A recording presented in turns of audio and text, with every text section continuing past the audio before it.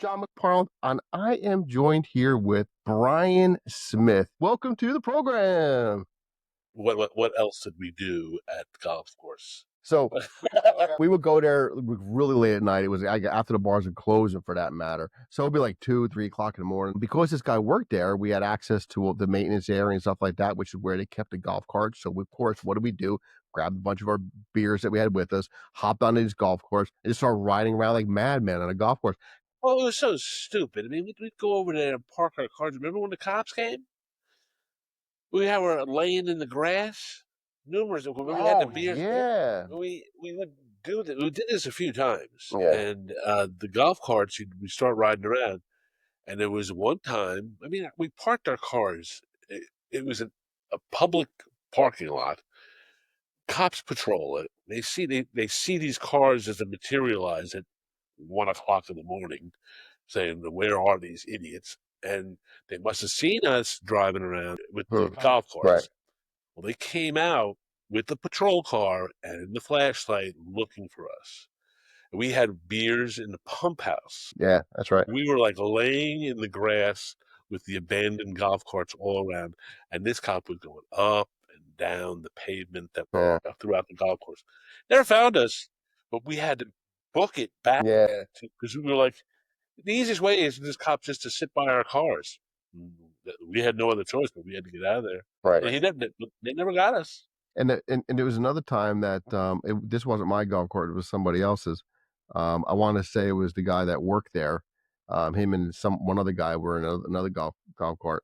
Actually, there were a few different things. One time, one almost ended up in a pond. Right. One other thing about it is that they hit a small tree, and bent it right over. But the unfortunate part, the ironic part, and the justice part of it would be that next morning, our friend had to actually go to work, and he would be the one that had to repair the golf course. Sorry, friend, you know. And thank you for that. There was one time that apparently it was like we dropped him off at like 5 a.m. and he had the beer like at 6:30 or something. We dropped him off at his house. Just taking to work, you know.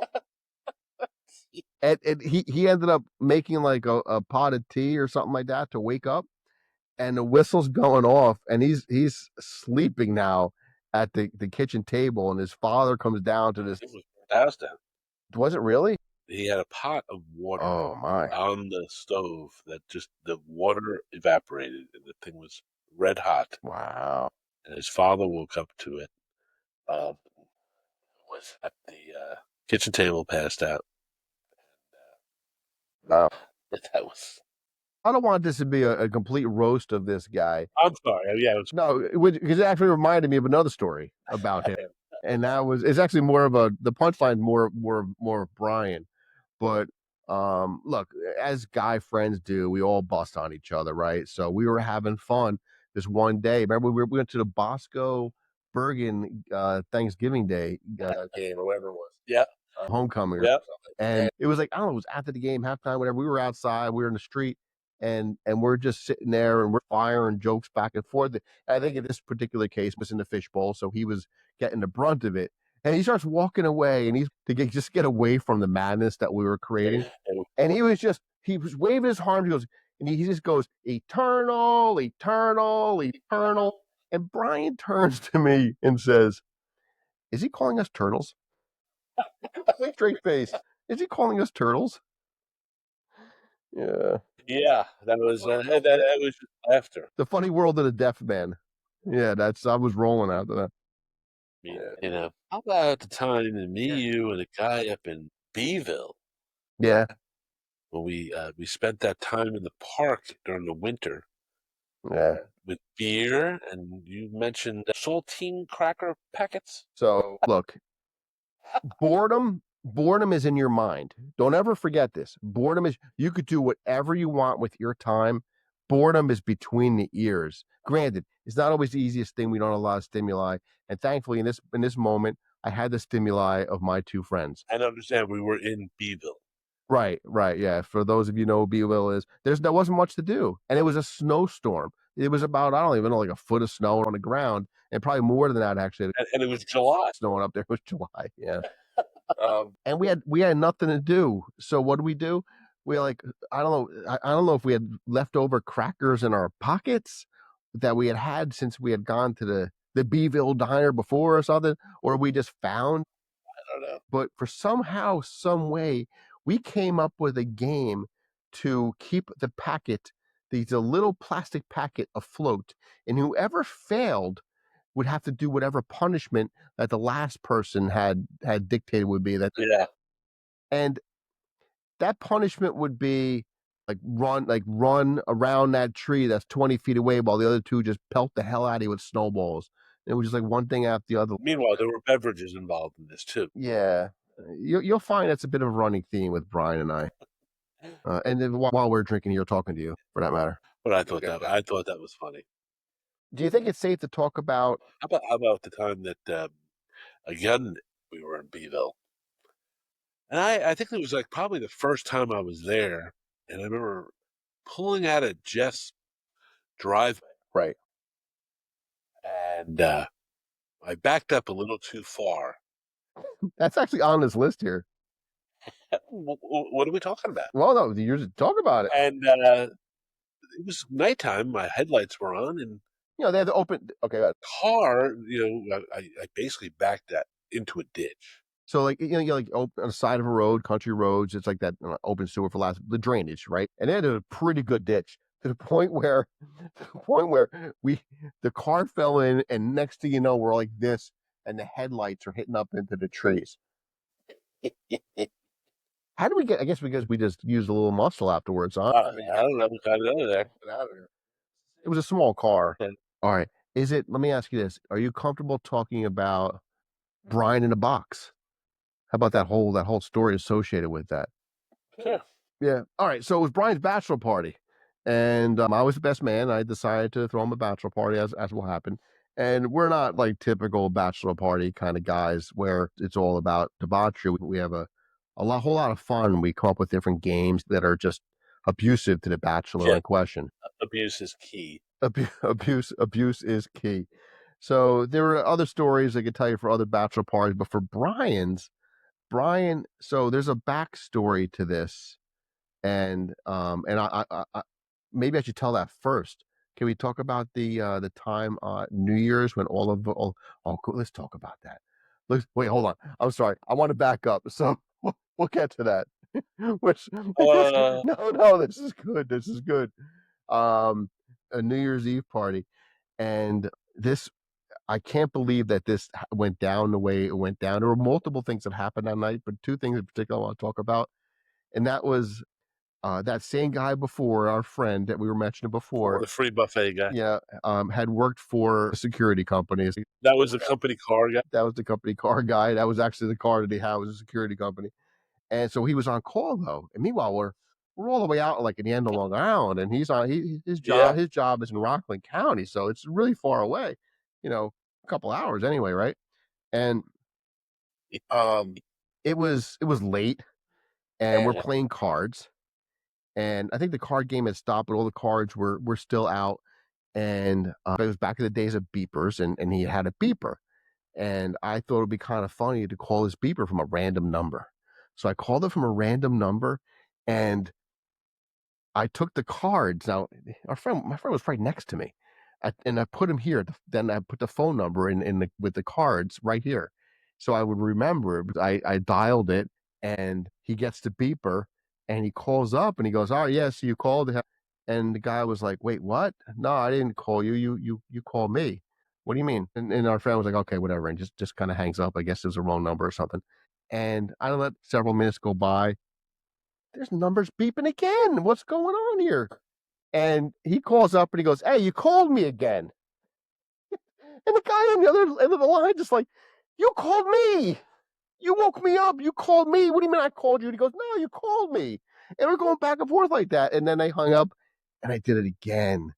And I feel sorry. So whoever you are out there, sorry, but it was funny for us. And they went back and forth. "You kept calling me. You keep calling me. Why you keep calling me?" They both thought the other guy was insane. And then I ended up showing our friend, like, "Yeah, oh, by the way, had a little fun with you."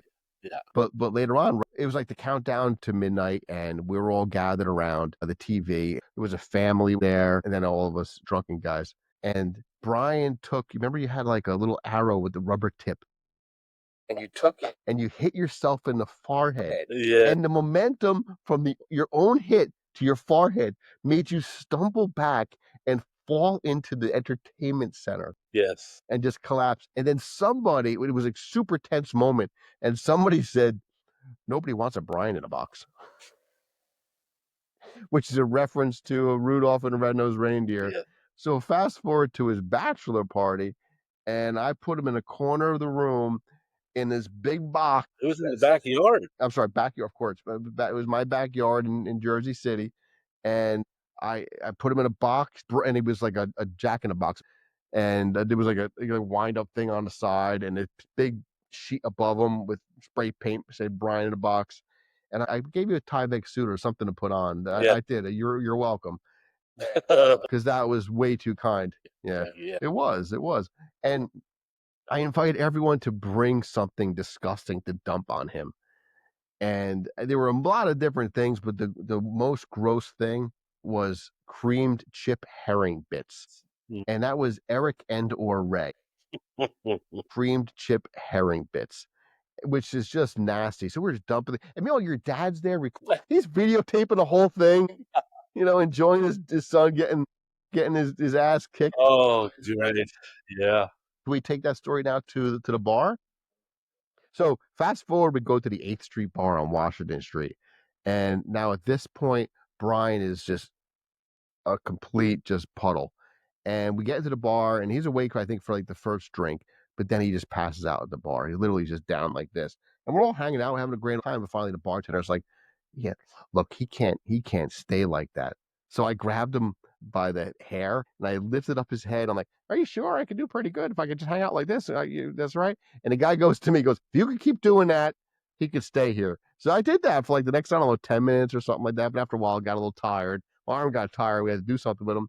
We bring him outside, and there was this like, what do we do with him? We're not done with our night. As luck would have it, there was a car that was right there that was unlocked. We took him, we put him in the driver's seat with a note on him and said, "My friends left me here. They're in the bar. Come get them." Left you there. I have that image. I have the negative. I don't think I developed it. I have the negative to that. I'll Yeah. show you the negative if I can find it. It's around somewhere. Oh, Yeah, man. now going back to your bachelor party. Yeah. There's no way I'm casting that. I'm not doing that. No, No way. why? No, and if you need me to cut anything out of yours, I'll cut anything out of yours. I'm not putting that out. There's not a chance in hell. Twice? Why? All right. John's bachelor. Cut. No matter what you say, it's not gonna work. I'm not gonna. It's so I'm just cutting those right away. Cut, cut, cut. Beep, beep, beep. Oh my God. Yeah. Oh, that was funny. No way. I'm not doing it. Not. I'm not. There's no way. Hey, I did the right thing. Something again. You're saying it. That beep, beep, cut. Just stop. Well, you see, I could. I have slicing and dicing. You're just making my editing that much more difficult. So I appreciate that. Let's see. It actually might have been referenced ever so briefly by him or one of the guys when I was on with them. But we had gone to the student center and we helped her. Somehow I think we ended up in one of the rooms. I think someone had the skeleton key. We had a security key. That was Eric. Eric. Yeah, I wasn't going to say his name, but I guess it doesn't matter. I mean, I think the statute of limitations is up on that, right? From 40 years ago, where it all. I don't know what Eric is. Yeah, Eric who? Eric who? But we had gotten into the, and we were just looking around. We weren't gonna do anything bad or whatever, but we did help ourselves to a couple items. And that was this giant bag of popcorn. It was huge, just huge bag. Like, okay, well, this could be useful, right? And they're not gonna miss this. And I think there was a couple other things as well, but we'll just skip over that. But I remember going back to the dorm room, and we're eating a popcorn and we're drinking beer, and one of us got the idea, and I forget who, could have been you, could have been me, could have been one of the guys, taking the popcorn and dropping it in the back of the fan, throwing it into the back of the fan so it catches, splits up, and shoots all over the room. It was this huge bag of popcorn getting funneled into this fan. Oh. Yeah, man, that was really cool. That was really cool. This says Brian having Jeff's baby. It's the other way around. Is Jeff having your baby? Jeff said he would carry your baby. Yeah. Jeff said he would carry her. That's right, Jeff. You said you will. So what happened was we were playing darts. It was me and my roommate Mike and against Brian and Jeff. And it was pretty competitive. We're going down to the wire. Jeff was entirely carrying Brian. We were all drunk. Brian was no different. And you were not in the groove that night, we'll just say. And we get down toward the end of the game. And I'm not sure if you even got one dart in the right spot. No, I didn't. You were playing pretty terrible. We were all pretty terrible, but you were particularly so. And it came down to the last dart, and Jeff knew that if Brian didn't get this dart in, it was like trip 15s or a bullseye or something. And Brian lined it up, and he's swaying. He, like probably like one eye closed, so he only sees like two instead of four dartboards. And Jeff said, "Brian, if you get this, I'll carry your baby." So Brian does it. He fallen over. He fell over, and the dart hit exactly where he needed to hit. Of course, we all then fell over laughing after that. And then come New Year's and next year, I bought them each a chocolate vagina and a chocolate penis to share because we always shared New Year's gift, and that was a Uh, little memorabilia for them for that moment. Did you end up eating that, Brian? no, no. And we had a friend whose father was coming in to check on us, and he grabbed the chocolate female part, and he ended up saying, looked at it, he couldn't tell what it was. He looked up at us and goes, "Educate me," which is possibly the funniest thing he could have said to us in that moment. Educate me. And of course, we all knew what it was, right? So we're like dying laughing. And right after he said it, he turned it around in the other direction. He goes, "Oh," like he's only ever seen it from one direction. A little window.